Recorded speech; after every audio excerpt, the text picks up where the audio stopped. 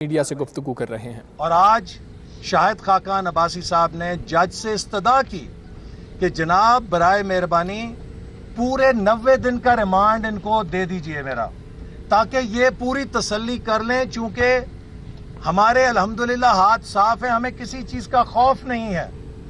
یہ جو 12 13 دن کا ریمانڈ لے کے ہمارا میڈیا ٹرائل کرتے ہیں، کردار کشی کرتے ہیں، آپ ان کو میں اجازت دیتا ہوں برائے مہربانی پورے 90 دن کا ریمانڈ دے دیجئے۔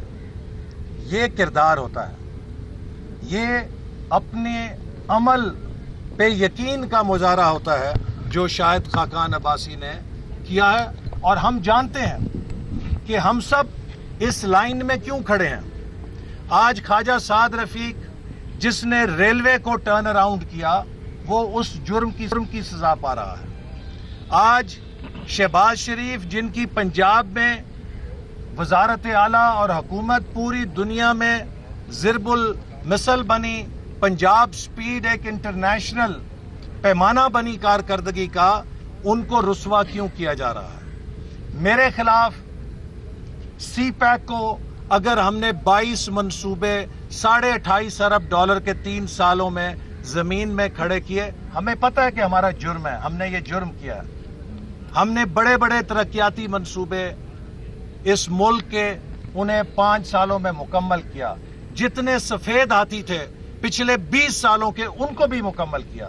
ہم نے پاکستان کی خدمت کی ہے، آج ہمیں اس کی سزا مل رہی ہے۔ ہم 100 بار اس سزا کو قبول کرتے ہیں، چونکہ ہمارا ضمیر، ہمارے ہاتھ صاف ہیں اور پاکستان کے عوام کو ہم پہ یقین ہے۔ پاکستان کے عوام کو نواز شریف پہ یقین ہے، اور نواز شریف کی ٹیم اور مسلم لیگ نون پر اعتماد ہے کہ یہ وہ جماعت ہے جس نے ہمیشہ پاکستان کی ترقی کے خواب کو حقیقت بنایا ہے۔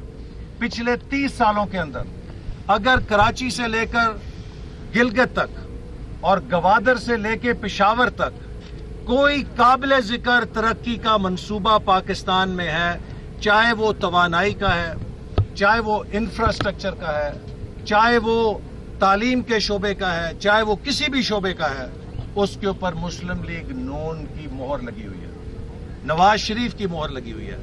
آج ہم نے دیکھا کہ مریم نواز صاحبہ کو بلایا گیا اور اسلام آباد میں ایسا کرفیو لگایا گیا اس علاقے میں کہ جیسے خدا نہ خواستہ ہندوستان کی فوجیں حملہ آور ہونے لگی ہیں، جیسے خدا نہ خواستہ کوئی دہشت گرد یہاں پہ حملہ کرنے لگے ہیں۔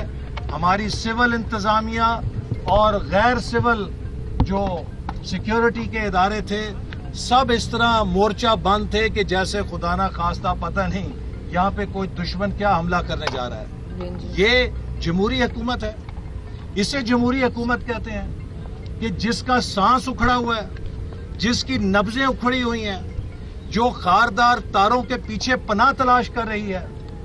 میں عمران احمد نیازی کو کہنا چاہتا ہوں کہ کب تک